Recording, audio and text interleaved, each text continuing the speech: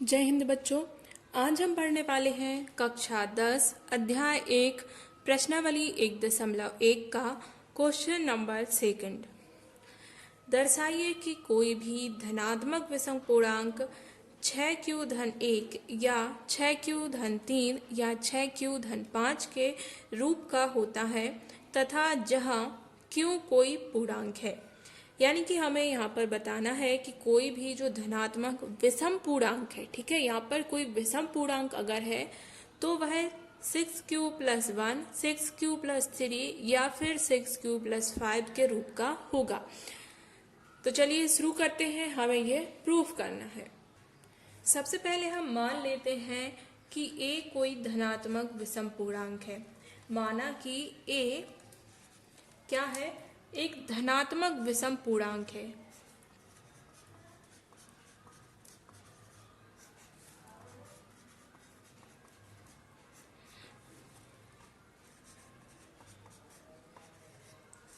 बच्चों विषम संख्याएं क्या होती हैं ये आप हमें कमेंट करके ज़रूर बताइए। मैंने आपको इसके पहले जो सबसे पहला वीडियो बनाया था क्लास 10 का, उसमें मैंने आपको सम, विषम, भाज्य, अभाज्य संख्याएं, धनात्मक, ऋणात्मक, पूर्णांक, ये सब कुछ समझाया था। तो आप हमें पूर्णांक और विषम की परिभाषा जो है कमेंट करके ज़रूर बताइए। यहाँ पर माना कि ए एक धनात्मक विषम पूर्णांक है, तब क्या हो जाएगा, तब ए और b बराबर 6। देखिए b बराबर 6 क्यों माना, क्योंकि क्वेश्चन में यहाँ पर दिया गया है 6q, ये भी 6q, ठीक है। तो यहाँ पर जो 6 है, 6 है, वो क्या है, b की वैल्यू है। तो यहाँ पर b बराबर हमने क्या मान लिया है, 6। तो b बराबर 6 के साथ विभाजन। तो यहाँ पर जो यूक्लिड विभाजन प्रमेय होती है, यूक्लिड विभाजन एल्गोरिथम जो होती है, कलन विधि, उसका हम प्रयोग करेंगे। और यहाँ पर जो b की वैल्यू है वो हम कितनी ले रहे हैं, 6 ले रहे हैं, और विभाजन यहाँ पर प्रारंभ करेंगे। तब क्या हो जाएगा, तब जो r की वैल्यू है, तो r की वैल्यू क्या होगी, जैसा कि हमने आपको बताया था कि r की वैल्यू जो है 0 के बराबर होती है, बड़ी होती है, या फिर b से हमेशा कैसी होती है, छोटी होती है। तो यहाँ पर b की वैल्यू क्या है, 6 है, तो r की वैल्यू 0 और 5 तक रहेगी, ठीक है, 0 से 5 तक रहेगी। तो यहाँ पर हमने r की वैल्यू ले ली है। तो r यहाँ पर क्या होता है, जैसा कि आप सभी को पता है, r क्या होता है, शेषफल होता है। इसके बाद फिर से हम लिख देंगे सब कुछ।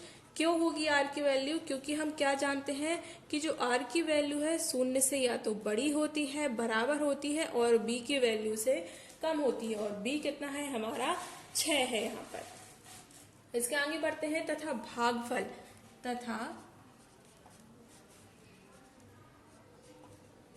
भागफल बराबर q है, ठीक है। भागफल बराबर क्या है, q है। तो इसको हम किस प्रकार जमाएंगे, तो a बराबर क्या क्या हो जाएगा, a बराबर सबसे पहले तो हो जाएगा 6q, क्योंकि b की वैल्यू हमें मालूम है 6 है। q हर जगह भागफल q ही रहेगा, और r की वैल्यू सबसे पहले हम 0 रख रहे हैं, तो प्लस 0 रखने का कोई मतलब नहीं, इसलिए a बराबर 6q। या फिर क्या हो जाएगा, या a बराबर क्या हो जाएगा, 6q+1, क्योंकि r की वैल्यू 1 है। इसी प्रकार क्या हो जाएगा, r की वैल्यू हमें चेंज करते जाना है, तो 6q+2, या फिर क्या हो जाएगा 6q+3, या 6q+4, या 6q+5, ठीक है।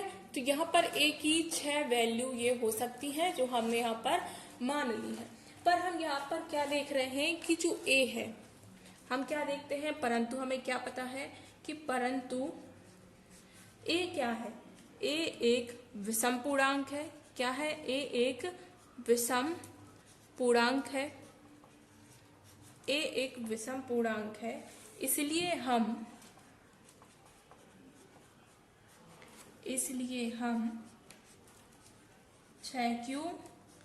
6q-2 और 6q-4 नहीं ले सकते।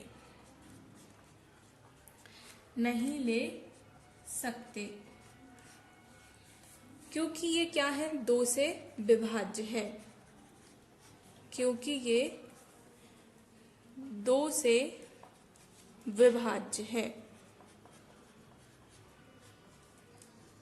अब देखिए किस प्रकार 2 से विभाज्य है, ये आपको प्रमेय में लिखना नहीं है, बट मैं आपको अलग से समझा रही हूँ। देखिए ए क्या है, विषम पूर्णांक है, तो ए की जो वैल्यू है वो हमेशा क्या होगी, विषम होगी, मतलब कि 2 से विभाजित नहीं होगी, ऐसी कोई वैल्यू होनी चाहिए ए की, ठीक है। बट यहाँ पर क्या हो रहा है कि मान लीजिए 6q धन 2 जैसे लिखा हुआ है, ठीक है। तो यहाँ पर q की कोई भी वैल्यू, मान लीजिए q बराबर क्या हो गया, 3 है, तो यहाँ पर q की वैल्यू अगर हम 3 पुट करते हैं तो 6 3 18 और 2 क्या हो जाएगा, 20 हो जाएगा। और जैसा कि हमें पता है ये वैल्यू किसकी आएगी, a बराबर, क्योंकि ये सब कुछ किसके बराबर था, a के बराबर था।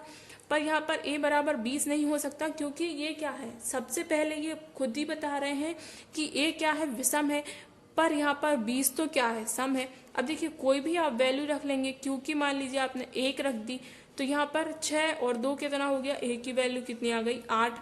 तो यहाँ पर ये गलत हो जाएगा, क्योंकि हम शुरू से क्या मान के चल रहे हैं कि a जो है वो विषम है। तो यहाँ पर हम 3 संख्याएं ये नहीं ले सकते हैं कि 6q प्लस 2, 6q प्लस 4, ये हम नहीं ले सकते, क्योंकि ये क्या है, 2 से विभाज्य है।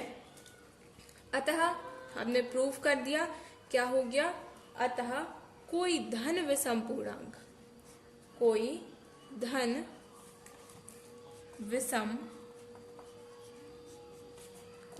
विषम पूर्णांक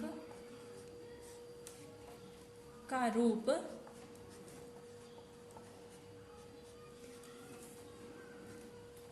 six Q plus 1, 6q plus 3, 6q plus 5 होता है। यही हो जाएगा, हमने यहाँ पर प्रूफ कर दिया कि जब भी कोई धन विषम पूर्णांक है तो उसका रूप हमेशा कैसा होगा, 6q plus 1, 6q plus 3, 6q plus 5। यहाँ पर ये हमने प्रूफ कर दिया। फ्रेंड्स, अगर आपको समझ में आया है तो इस वीडियो को लाइक कीजिए, अपने सभी क्लासमेट्स के साथ शेयर कीजिए, और कमेंट करके हमें, आप कोई भी कंफ्यूजन है तो कमेंट करके पूछ सकते हैं। ये चीज़ आपको अपने उस थ्योरम में नहीं लिखनी है, बाकी जो मैंने बताया वो सब आप अपने थ्योरम में लिख सकते हैं प्रूफ के रूप में, ठीक है। मैं आपको एक बार पूरा थ्योरम फिर से दिखा देती हूँ ताकि आप इसको अपनी नोटबुक में जो है नोट कर सकें।